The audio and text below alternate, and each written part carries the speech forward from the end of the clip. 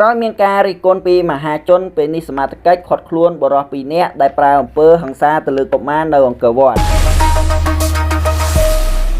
ស្នងការដ្ឋាននគរបាលខេត្តសៀមរាបបានឃាត់ខ្លួនបុគ្គលិកសណ្ដាប់ធ្នាប់នៃអាជ្ញាធរជាតិអប្សរាចំនួន2នាក់ដែលបានប្រើប្រាស់អំពើហិង្សាទៅលើក្មេងដែលលក់កូនអណ្ដើកចល័តម្នាក់នៅបរិវេណកសិនអង្គរវត្ត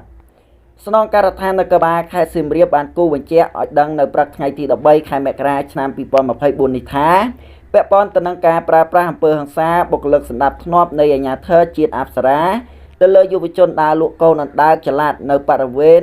សន្ធុមុខប្រាសាទអង្គរវត្តករណីនេះសមត្ថកិច្ចនៃស្នងការដ្ឋាននគរបាលខេត្តសៀមរាបបានឃាត់ខ្លួនជនសង្ស័យចំនួន2នាក់ជាបណ្ដោះអាសន្នដើម្បីបន្តអនុវត្តតាមនីតិវិធីច្បាប់ស្នងការដ្ឋាននគរបាលខេត្តសៀមរាបបានបញ្ជាក់បែបនេះដោយមិនបានលម្អិតទេថាអនុវត្ត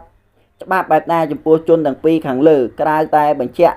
ថាអនុវត្តតាមនីតិវិធីច្បាប់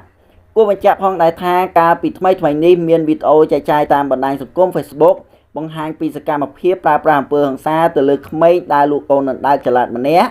ដោយកម្លាំងសណ្ដាប់ធ្នាប់នៃអាជ្ញាធរជាតិអប្សរានៅបរិវេណកសិនអង្គរវត្តក្រោយមកអាជ្ញាធរជាតិអប្សរាបានចេញសេចក្តីប្រកាសមានបញ្ជាក់ថាបុគ្គលិករូបនោះតម្រូវឲ្យសុំទោសកុមារអាណាព្យាបាលកុមារនឹងត្រូវពិន័យរដ្ឋបាលផងដែរប៉ុន្តែមហាជនមិនពេញចិត្តឡើយដោយទាមទារឲ្យអនុវត្តច្បាប់ចំពោះជនទាំងពីរដែលប្រើអំពើហិង្សាខាងលើ